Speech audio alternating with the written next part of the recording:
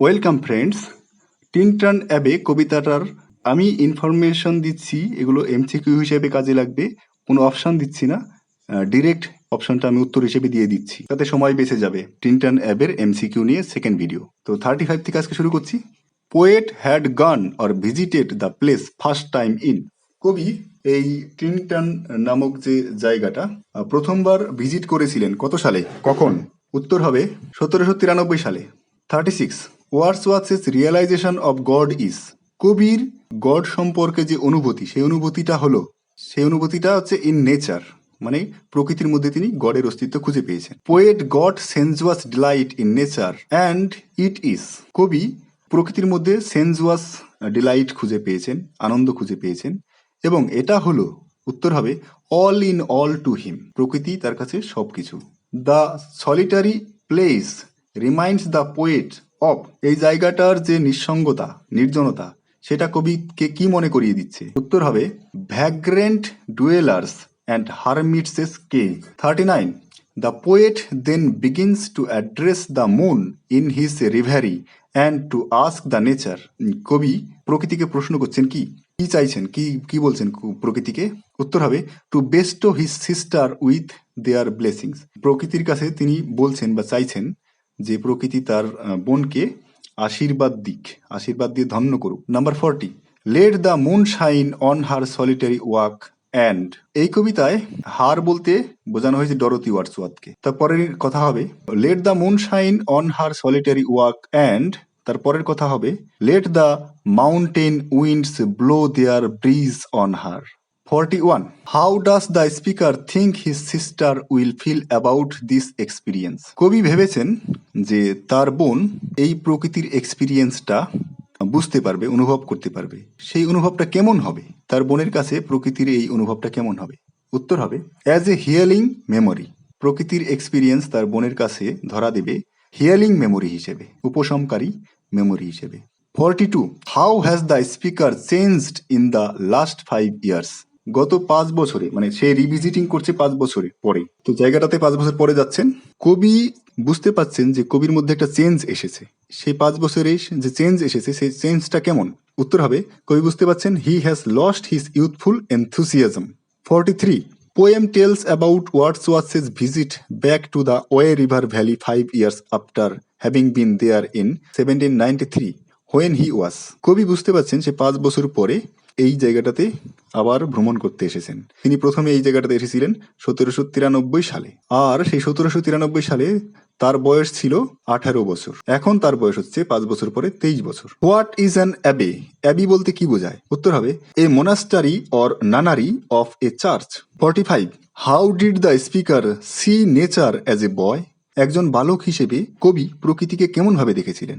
উত্তর হবে হি liked it but he did not appreciate it what it could give him. প্রকৃতি তাকে কি দিতে পারত, সেই ব্যাপারটা নিয়ে কবি কিন্তু প্রকৃতিটাকে তখন উপযুক্তভাবে অ্যাপ্রিসিয়েট করতে পারেনি।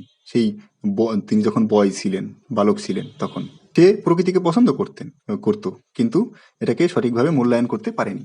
46. এই কবিতার মধ্যে বিউটিয়াস ফর্ম বলতে কি বোঝানো হয়েছে?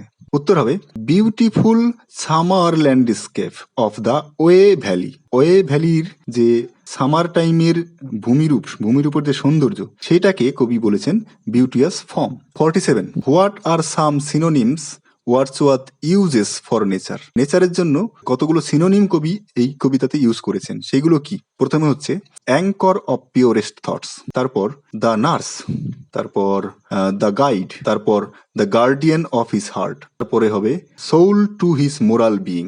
এতগুলো কথা ইউজ করেছে। অপশন হিসেবে কিন্তু আসতে পারে, এর বাইরে থেকেও দিতে পারে। 48. How did Wordsworth's memory affect his lines composed a few miles above Tintern Abbey? পূর্বস্মৃতি কিভাবে এই কবিতাটাকে এফেক্ট করেছে, প্রভাবিত করেছে? উত্তর হবে he said that the memory of these very scenes had been a comfort to him when he could not be here in person. This is what is known as the saving power of memory in Wordsworth's writing. Line number 49, who is the friend that Wordsworth addresses in Tintern Abbey? Tintern অ্যাবেতে বন্ধু হিসেবে বন্ধু বলে কাকে সম্বোধন করেছেন? উত্তর হবে his sister Dorothy Wordsworth. Number 50, what does Wordsworth believe nature can help him against? প্রকৃতি কিসের বিরুদ্ধে কবিকে সাহায্য করতে পারে বলে কবি বিশ্বাস করছেন? সেটা কি? উত্তর হবে evil tongues, rash judgement, sneers of selfish men and no kindness. 1, 2, 3, 4, এখানে 4টে জিনিসের কথা আমি বলেছি। এই 4টে জিনিসের বিরুদ্ধেই কবিকে রক্ষা করতে পারে। কে রক্ষা করতে পারে? না, প্রকৃতি। প্রকৃতি কবিকে এই evil tongues, rash judgements, sneers of selfish men এবং নো কাইন্ডনেস এগুলো থেকে রক্ষা করতে পারে। Number 51, how does the speaker see nature as an adult?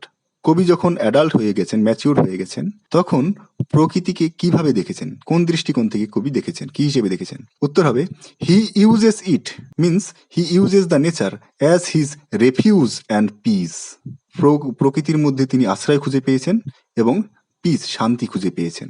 প্রকৃতি হচ্ছে তার কাছে আশ্রয়দাতা এবং শান্তিদাতা। 52, what time of the year is it when Wordsworth wrote Tintern Abbey? Tintern অ্যাবেটা কবি যখন লিখেছেন তখন কোন সময় ছিল, কোন সিজন ছিল, ঋতু? উত্তর হবে সামার।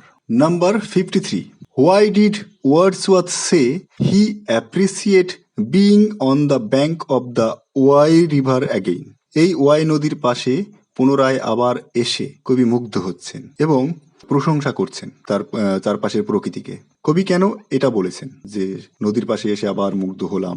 উত্তর হবে because he gets pleasure and good thoughts that there will be life and food for the future years. Number 54, how has Wordsworth changed since his first visit, since he first came to the place where he wrote lines composed a few miles above Tinton Abbey? কবিতাটা লেখা হয়েছে দ্বিতীয়বার ভিজিটে এসে। কবি বুঝতে পারছেন যে তিনি যখন এই জায়গাটাতে প্রথম এসেছিলেন আর আবার যখন দ্বিতীয়বার তিনি আসলেন, এই দুটো সময়ের মধ্যে তার মধ্যে একটা পরিবর্তন এসছে। সেই পরিবর্তনটা কিভাবে এসছে, কেমন? উত্তর হবে he has become older and his thoughtless youth is গান।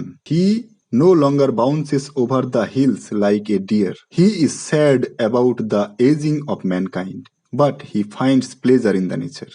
Number 55, what feelings does the Wye Valley gives the speaker? এই ওয়াই নদীর উপত্যকা কবিকে কেমন অনুভূতি দিচ্ছে? উত্তর হবে comfort and happiness. Number 56, under what conditions does Wordsworth turn to the memory of the beautiful countryside? কোন অবস্থাতে কবি গ্রাম্য দেশের সৌন্দর্যের স্মৃতিচারণ করছেন? কোন কন্ডিশনের মধ্যে এসে, কোন অবস্থার মধ্যে পড়ে? উত্তর হবে in darkness amid the shapes of joyless night when fierce stirs and the fever of the world beats his hearts. যখন অন্ধকারের মধ্যে, শেপলেস জয়লেস নাইটের মধ্যে যখন তিনি পড়ে যান, যখন ভয় জেগে ওঠে, যখন পৃথিবীর বুকে মনে বা হার্টবিট বেড়ে যায়, সেরকম একটা কন্ডিশনের মধ্যেই পড়ে কবি সেই গ্রাম্য সৌন্দর্যকে স্মরণ করেন। এই যে উত্তরটার মধ্যে এক ধরনের ইমেজারি ইউজ করা হয়েছে। নাম্বার 57, টিনটন অ্যাবের যে 24 নম্বর লাইন, সেই 24 নম্বর লাইনটা হলো though a long absence the landscape has not been to me as a landscape is to a blind man's ice.